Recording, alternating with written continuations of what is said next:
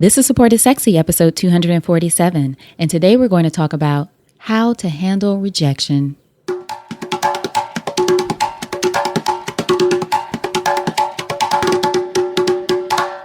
Welcome to Support is Sexy. I'm your host, Elayne Fluker, entrepreneur, author, and founder of Chic Rebellion Media.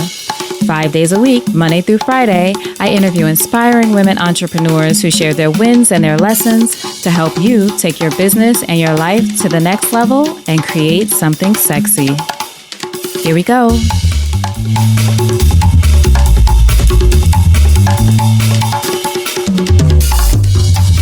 Hi, everyone. Welcome to a new episode of Support is Sexy. I'm happy to have you here. It just would not be the same without you. And today I want to talk about how to handle rejection. Now, as many of you know, if you've been listening to the podcast for a while, I recently completed the proposal for the Support is Sexy book. Yay!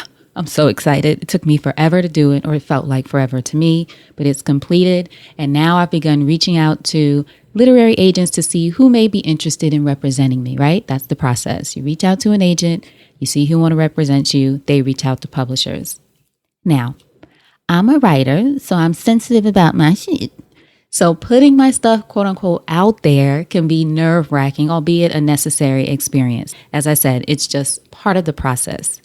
One of those agents that I reached out to is a woman whom I respect tremendously. She represents New York Times bestselling authors, some of them I know personally, and she's a leader in the industry. We've known each other for about a decade, I guess, maybe a few more years than that.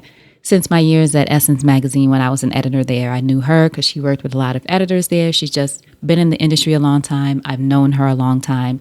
We've had a very respectful relationship.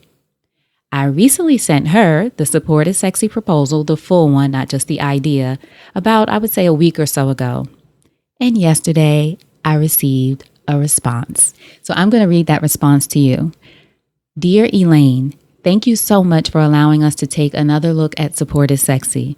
We all still agree that you have a smart, well-written proposal here, and this revised version is even more robust and impressive. You have a powerful, crucial message and a significant platform from which to share it. However, we still feel that we would not be the best fit to represent you, as self-help is simply not one of our areas of expertise. It is just such a competitive market that we continue to believe you would be better served by an agent who specializes in the self-help market, someone who will be able to represent you enthusiastically and knowledgeably in this specialized segment of the market. Thank you again so much for sharing Support is Sexy with us. Please do keep us in mind for any of your future projects, as it is always an honor to review work from a writer of your caliber. We wish you all the best and hope to hear from you again soon. End quote. Now, if this isn't one of the most loving rejections that I've ever received, it's a no for sure, but I felt like it's a no that says keep going and come back again. Now, I will tell you, not all rejections are packaged this way. Trust me, I know. But here's the thing. You are still in control no matter what the rejection looks like.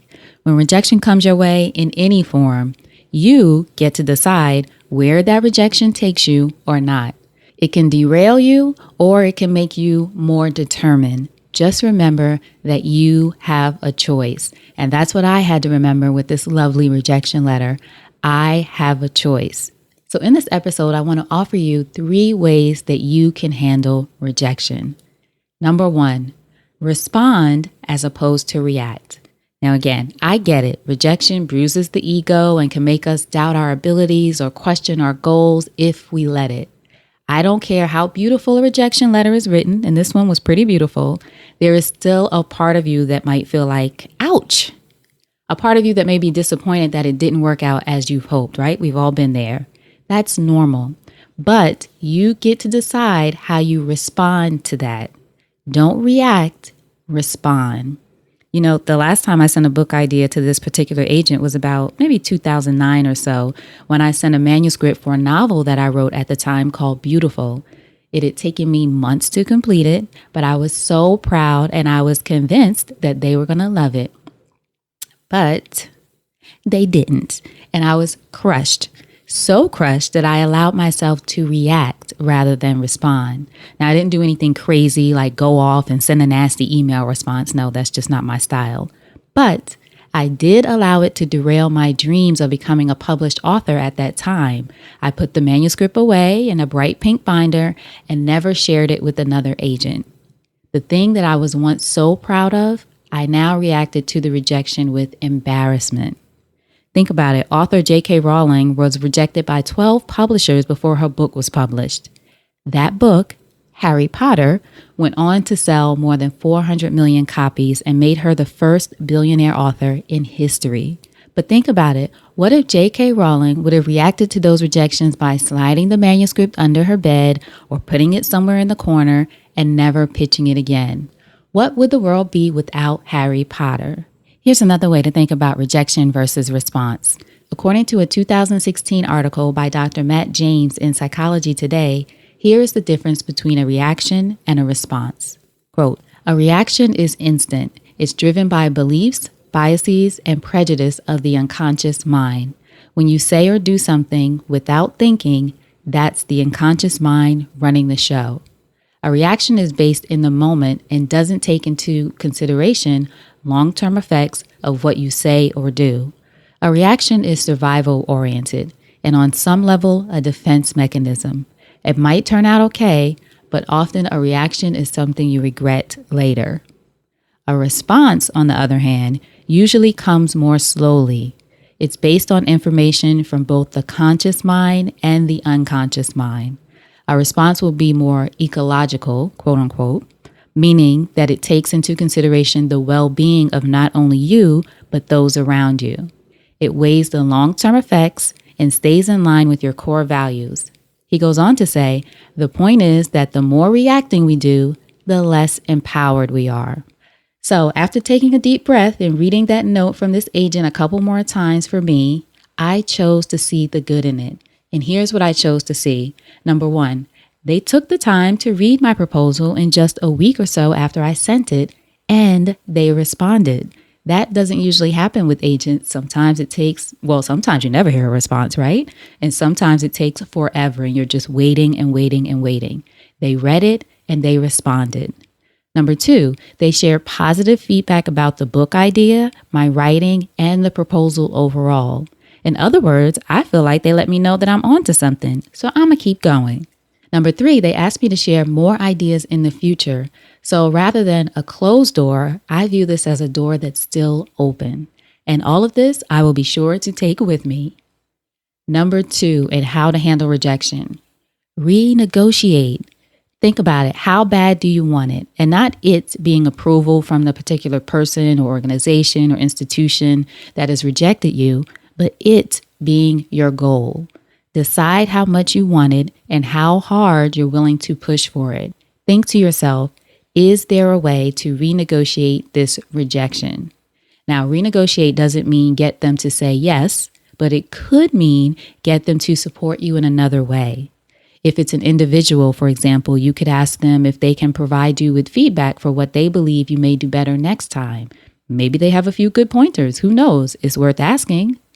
Or, as was the case in my response to this rejection letter, after saying thank you, of course, for reviewing my materials and saying such encouraging words about my work, I asked if they knew of any agents in the self-help space to whom they could refer me.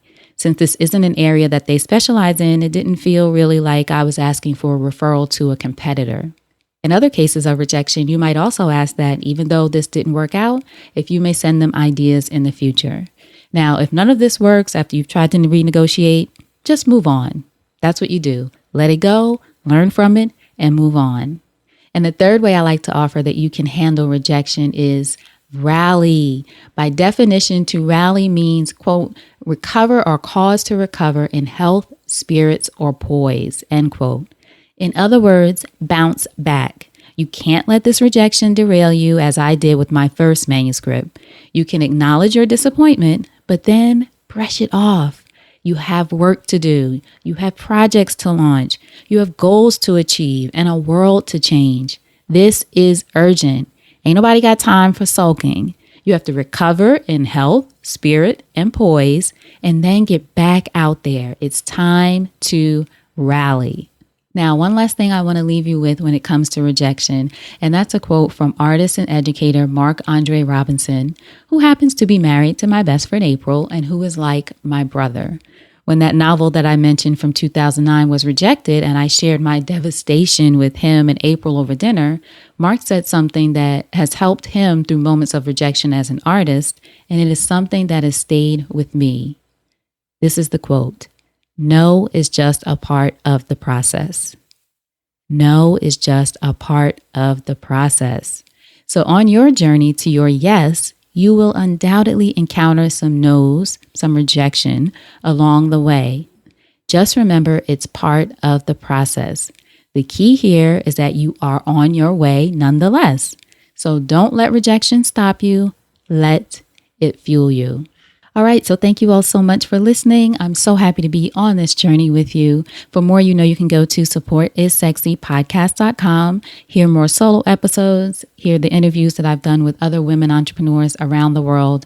Be inspired and encouraged no matter what obstacles you encounter to keep going. Another thing that you can do for me so that I can continue to serve you in the best way possible, go to supportissexysurvey.com and take the quick 7-minute survey, 7 minutes or less, actually. You're probably faster than I am. But take the quick survey, answer a few questions for me just to let me know more about you. It's completely anonymous unless you want to give me your email, but let me know more about you and what kind of things you're looking for. I get different kinds of requests from you all the time, which I love, via social media, via email, whether it's someone you want me to talk to or a course you want to see. It's a lot to process, which is a great thing. But overall, I want to make sure I'm serving everyone in the best way possible or giving you the tools that you need at this stage for most of you to help you move forward. So go to supportissexysurvey.com. Take the survey for me. I would so appreciate it. My goal is to get at least 1,000 responses. So go there now if you're a regular listener. There's spaces there too where you can write in your own words or you can choose the multiple choice. So it's simple, easy, fast. Supportissexysurvey.com. All right. So thank you all again so much for being here. I hope you have a great weekend. Today is Friday, right? I think today is Friday. Even if it's not, have a great weekend anyway. And until next time, you know what to do. Go out there and create something sexy. And I'll talk to you soon. Take care.